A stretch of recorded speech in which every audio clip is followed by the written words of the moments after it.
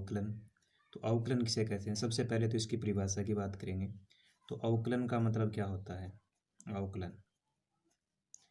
अवकलन का मतलब होता है किसी भी फलन का, कोई भी फलन y बराबर जैसे f(x) दे रखा है, तो किसी भी फलन का अवकलज निकालने की जो प्रक्रिया है, अवकलज, तो किसी भी फलन y बराबर f(x) का अवकलज ज्ञात करने की प्रक्रिया, अवकलज ज्ञात करना, किसी भी फलन y बराबर f(x) का अवकलज ज्ञात करने की जो प्रक्रिया है उसे अपन क्या बोलते हैं? अवकलन बोलते हैं। और अवकलज का मतलब अपन जान चुके हैं पहले से ही अवकलनीयता में कि अवकलज का मतलब होता है limit h tend to 0 f a minus h minus f a बट्टे में होता है माइनस एच, या फिर इसका मतलब ये होता है कि limit h tend to 0 f a plus h minus में एफ ए और बट्टे में होता है एच। और इसको जो लिखने का तरीका होता है वो होता है डी अपॉन में डी एक्स, वाई का अवकलन करें तो वाई आ जाएगा, y का इसका मतलब क्या होगा, इसको पढ़ेंगे कि y का जो अवकलन हुआ है, y का x के सापेक्ष क्या हो रहा है, यहाँ पे अवकलन हो रहा है, y का x के सापेक्ष हुआ है अवकलन।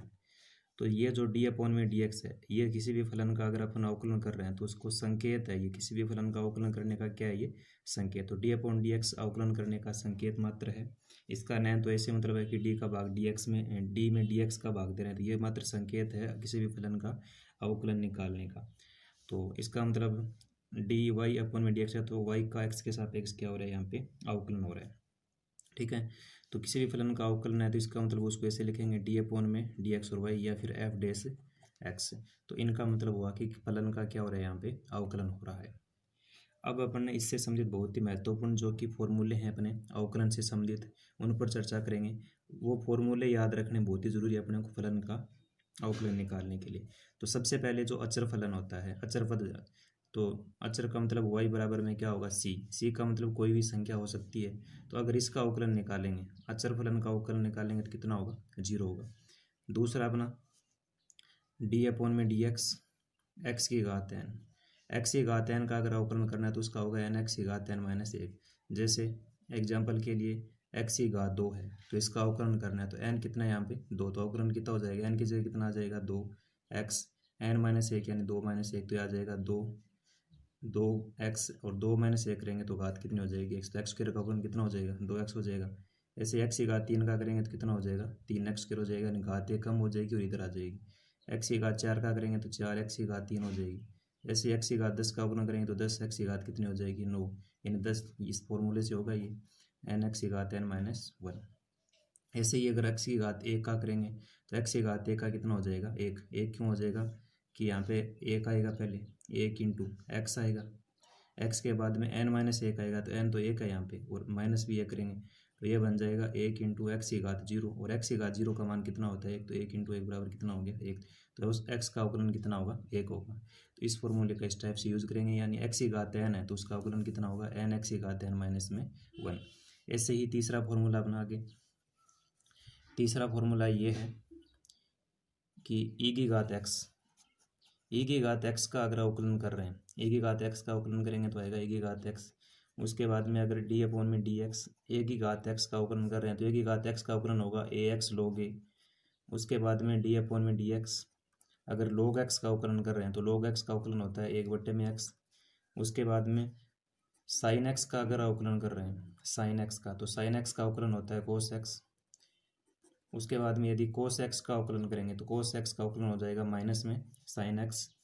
उसके बाद में यदि tan x का अवकलन करेंगे तो tan x का अवकलन हो जाएगा sec स्क्वायर में x। उसके बाद में यदि cot x का अवकलन करेंगे तो cot x का अवकलन हो जाएगा माइनस में cosec स्क्वायर x। उसके बाद में sec x का अवकलन करेंगे तो sec x का हो जाएगा sec x into tan x हो जाएगा। उसके बाद में यदि cosec x का अवकलन करेंगे तो cosec x का हो जाएगा माइनस में cosec x और आ जाएगा cot x। तो इनमें साइन माइनस का आ रहा है, माइनस का कौन से में आ रहा है, जो जिन फलनों का जो त्रिकोणमितीय फलन सी से शुरू हो रहे हैं तो उनमें साइन किसका आएगा, माइनस का आएगा। तो इस टाइप से अपन ध्यान रखना है कि माइनस का साइन कौन से में आता है। तो फॉर्मूले थे अपने सबसे पहले अचर फलन का, तो अचर फलन का अगर अवकलन कर रहे हैं तो अचर फलन का अवकलन करेंगे तो कितना हो जाएगा, उसका 0 हो जाएगा। x की घात n दे रखी है किसी फलन की तो उसका अवकलन होगा n x की घात n माइनस 1 होगा। ऐसे ही अगर e की घात x का अवकलन करेंगे e की घात x का अवकलन करेंगे तो e की घात x का e की घात x हो जाएगा। ax का अवकलन करें तो e की घात x log a हो जाएगा, log x का 1/x होगा, sin x का cos x होगा, cos x का माइनस sin x हो जाएगा, tan x का sec स्क्वायर x हो जाएगा, cot x का माइनस cosec स्क्वायर x होगा, sec x का sec x into tan x और cosec x का minus cosec x into cot x हो गया। उसके बाद में अपने प्रतिलोमवर्तीय फलन हो गए, उनका भी अवकलन देखना है। तो सबसे पहले डी अपॉन में D x sine inverse x जो होता है, तो साइन इनवर्स एक्स का अवकलन होता है 1/√1 माइनस में एक्स स्क्वायर हो गया। उसके बाद में कोस इनवर्स एक्स का अवकलन करेंगे, कोस इनवर्स एक्स का करेंगे तो अंतर सिर्फ माइनस का ही आएगा, यहाँ पे इसमें माइनस लग जाएगा और बट्टे में 1√1 माइनस में आ जाएगा एक्स स्क्वायर। उसके बाद में टेन इनवर्स एक्स का करेंगे तो टेन इनवर्स एक्स में आ जाएगा 1/1 प्लस एक्स स्क्वायर हो जाएगा इसका अवकलन।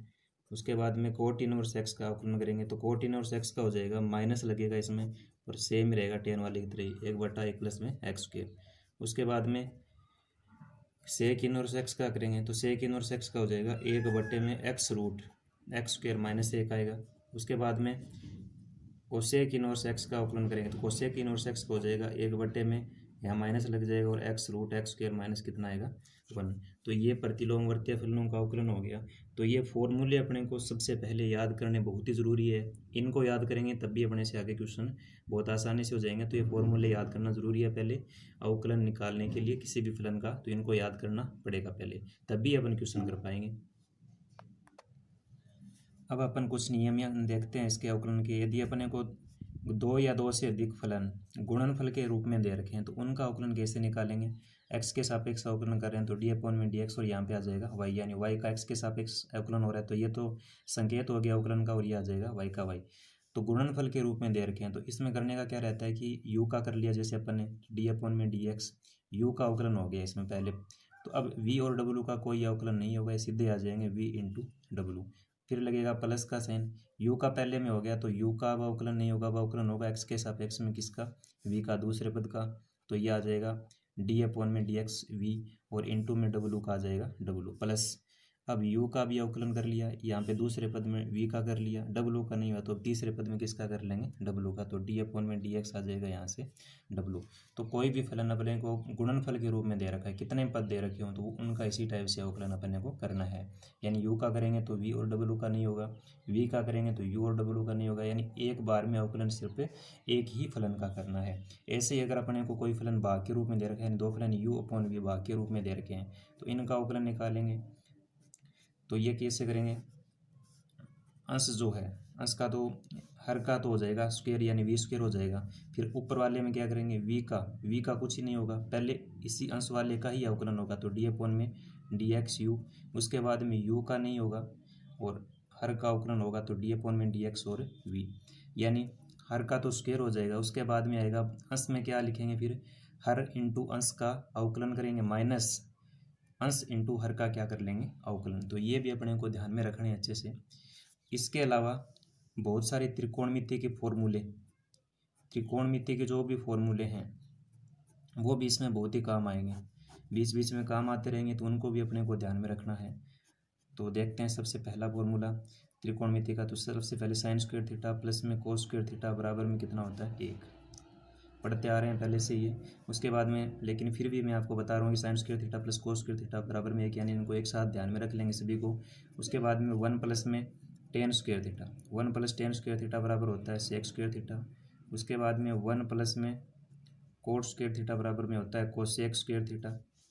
उसके बाद में cos A plus minus B, cos A plus minus B का मतलब होता है cos A cos B minus plus sine A sine B हो जाएगा। उसके बाद में 5वां sine A plus minus B, sine A plus minus B होगा तो sine A cos B plus minus sine A cos B हो गया तो कोस ए साइन बी आएगा यहाँ पे।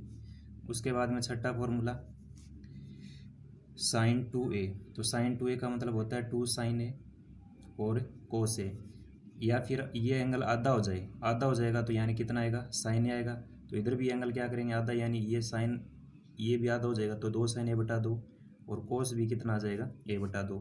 साइन 2a का जो फॉर्मूला है वो टेन के रूप में भी लिख सकते हैं, तो टेन के रूप में होगा तो 2 tan a अपॉन में होगा इसके 1 प्लस में टेन स्क्वायर ए। तो ये साइन के हो गए। ऐसे ही अपने कोस के भी फॉर्मूले हैं। कोस 2a बराबर होता है कोस स्क्वायर ए माइनस में साइन स्क्वायर ए, या फिर 2 कोस स्क्वायर ए और माइनस में होता है 1, या फिर 1 माइनस में होता है 2 साइन स्क्वायर ए। ये कोस 2a के बराबर हो गई। अब यदि ये 2a ना होकर के इस कोण को आधा कर दें, आधा करेंगे तो ये कितना होगा कोस ए, तो ये बन जाएगा यहाँ से कोस स्क्वायर ए बटा 2 माइनस में आ जाएगा साइन स्क्वायर ए बटा 2। इसी को आधा कर देंगे तो 2 कोस स्क्वायर, एंगल को आधा करेंगे तो ए बटा 2 माइनस में 1 हो जाएगा, फिर 1 माइनस में 2 साइन स्क्वायर ए बटा 2। कोस 2a का फॉर्मूला भी टेन के रूप में होता है। तो टेन के रूप में होता है इसका 1 माइनस में टेन स्क्वायर ए और बट्टे में होता है 1 प्लस में टेन स्क्वायर ए। ये बराबर में किसके होता है कोस 2a के। तो कोस 2a के ये फॉर्मूले हैं। कोस 2a के जो फॉर्मूले हैं वो बहुत ही महत्वपूर्ण है। बार बार ये अवकलन करते हैं तो उस टाइम बीच में कहीं ना कहीं आ जाते हैं, तो इनको अच्छे से याद करने पड़ेंगे। उसके बाद में टेन 2a का फॉर्मूला होता है 2 टेन ए अपॉन में होता है इसके 1 माइनस में टेन स्क्वायर ए। उसके बाद में साइन 3a का फॉर्मूला, तो साइन 3a का मतलब होता है 3 साइन ए माइनस में 4 साइन क्यूब ए। ये साइन 3 हो गया। उसके बाद में कोस 3 का मतलब होता है 4 कोस की घात 3a और माइनस में होता है 3 कोस ए।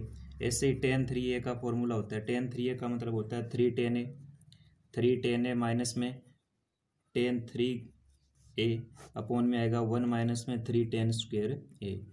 तो ये टेन वाले 3a यानी टेन 3a का फॉर्मूला हो गया साइन 3a कोस 3a और टेन 3a। उसके बाद में महत्वपूर्ण फॉर्मूले जैसे साइन सी डी फॉर्मूले हैं, साइन सी प्लस में साइन डी। तो sine C plus sine D का मतलब होता है 2 sine C plus D by 2 और कोस सी माइनस डी बटा 2। ऐसे ही साइन सी माइनस डी करेंगे तो sine C minus sine D, तो sine C minus sine D का मतलब हो जाएगा 2 कोस सी प्लस डी बटा 2 और यहाँ पे आएगा साइन सी माइनस डी बटा 2। उसके बाद में कोस सी प्लस कोस डी, तो कोस सी प्लस कोस डी का फॉर्मूला हो जाएगा 2 कोस सी प्लस डी बटा 2 और कोस ये आएगा सी माइनस डी बटा 2। उसके बाद में कोस सी माइनस कोस डी लिखेंगे, तो कोस सी माइनस कोस डी का मतलब हो जाएगा 2 साइन सी प्लस डी बटा 2 और साइन डी माइनस सी होगा यहाँ पे डी माइनस सी बटा 2। तो ये त्रिकोणमिति के फॉर्मूले भी अपने अवकलन निकालेंगे तो उसमें बीच बीच में कहीं ना कहीं काम आएंगे। तो इनको भी अच्छे से आप याद कर लेना, तब जाके अपन अवकलन किसी फलन का निकाल पाएंगे। तो ये आज की इस क्लास में आप जितने भी फॉर्मूले देखें अपने अवकलनीयता के, उसके बाद में त्रिकोणमिति के, तो ये बहुत ही महत्वपूर्ण फॉर्मूले हैं। इनको अच्छे से पहले याद करें, उसके बाद में क्वेश्चन बहुत ही आसानी से आप कर पाओगे। धन्यवाद।